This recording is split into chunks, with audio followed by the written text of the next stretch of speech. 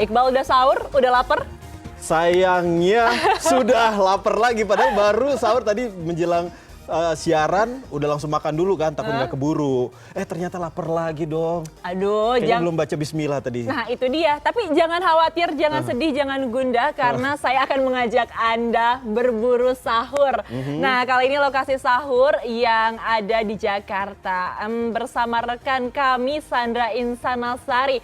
Kira-kira pada pagi ini Sandra punya rekomendasi apa dan di mana ya? Oke, langsung saja kita sapa. Halo, selamat pagi Sandra.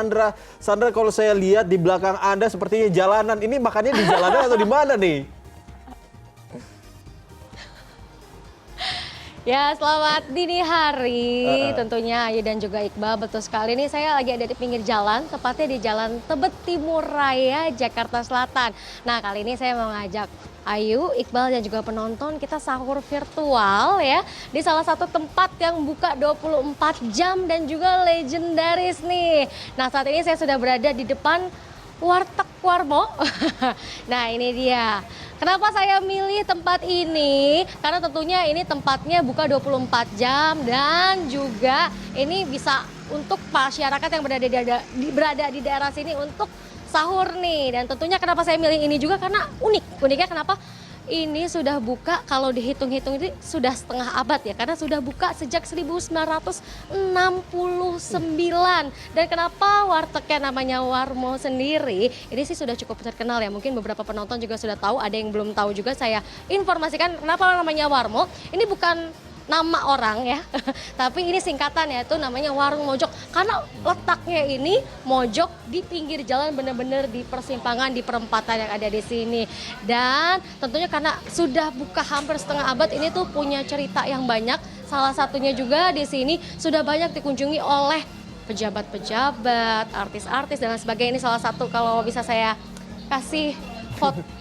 Kasih lihat di sini sudah ada beberapa foto-foto siapa saja sih pejabat-pejabat ataupun artis yang sudah sempat berkunjung di sini, seperti ada almarhum Olga, kemudian juga ada Eko untuk komika, kemudian juga ada pemain band dan juga di sini juga pernah dikunjungi oleh Rhoma Irama di zaman dulu. Jadi masih waktu baru bergelut di dunia musisi ya. Jadi kalau misalnya zaman sekarang itu nongkrongnya di kafe, kalau zaman dulu nongkrongnya di warteg. Dan selain itu juga warteg ini pernah dikunjungi oleh Presiden Joko Widodo ketika baru saja menjabat menjadi gubernur. Nah, kalau saya boleh gambarkan situasinya, dari tadi kita di sini tuh cukup ramai ya, Ayu dan juga Iqbal, karena di sini bukan hanya dibuka untuk makan langsung di tempat, tapi juga untuk online-nya nih. Menunya ini kalau saya mau sahur di sini, saya kayaknya mikirnya bisa setengah jam karena lengkap dan banyak banget proteinnya ada dan lain sebagainya.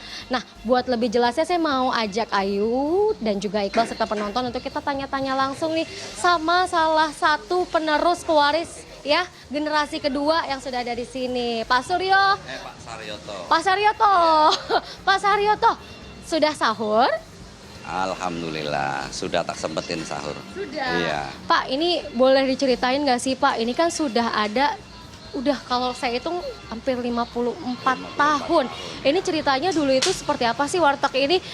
Penampilannya katanya dulu menunya nggak kayak gini ditaruhnya ya Pak. Katanya dulu dari kecil-kecilan di baskom seperti itu? Iya, ya kalau awal-awal sih dari tahun 69 dulu masih sangat sederhana ya.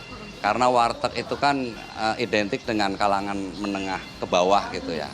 Dulu banyak orang pekerja, mahasiswa, terus terutama penarik becak, ya semacam kayak gitulah dulu. Jadi konsumennya kebanyakan itu, cuman karena di sini sudah 24 jam dari zaman dulu, jadi makanan orang kalau malam itu habis begadang, habis kemana gitu ya, nyari hiburan malam, biasanya nyari makanan itu susah. Kalau zaman dulu kan belum ada makanan-makanan malam, karena situasi Jakarta waktu itu kan masih belum kondusif. Setelah peristiwa Petrus, nah itu baru ya. Pak, berarti ini buka 24 jam, kenapa sih Pak alasannya dari dulu selalu nih 24 jam nggak libur, kenapa? Awal. Ya memang karena Bapak itu menginginkan gitu sih ya, jualan harus 24 jam, siap melayani. Gitu. Oh, jadi membantu melayani masyarakat yang walaupun tengah malam itu kelaparan. Nah, kalau sekarang kan bulan puasa nih, Pak. Ada strategi-strategi bisnis tertentu nggak sih, Pak? Mungkin kalau siang kan tidak terlalu banyak yang makan. Nah, strategi bisnis di bulan puasa untuk warteg itu biasa seperti apa, Pak? Paling menu malam itu nyari makanan yang seger-seger. Jadi saya tambah menu kayak sop, terus sayur bening, terus makanan di sini juga saya siapkan untuk yang sahur itu makanan yang fresh, yang baru. Yang fresh dan juga diperbanyak. Boleh cerita nggak sih, Pak, ini kalau satu hari itu bisa menghabiskan berapa kilogram atau berapa liter nasi deh? Kalau beras ya kurang lebih 50 kilo. 50 kilo ya. Oke, berarti bisnis wartegnya cukup menjanjikan sekali ya. Untuk menu favoritnya apa nih, Pak? Khususnya kalau untuk sahur di bulan puasa seperti ini.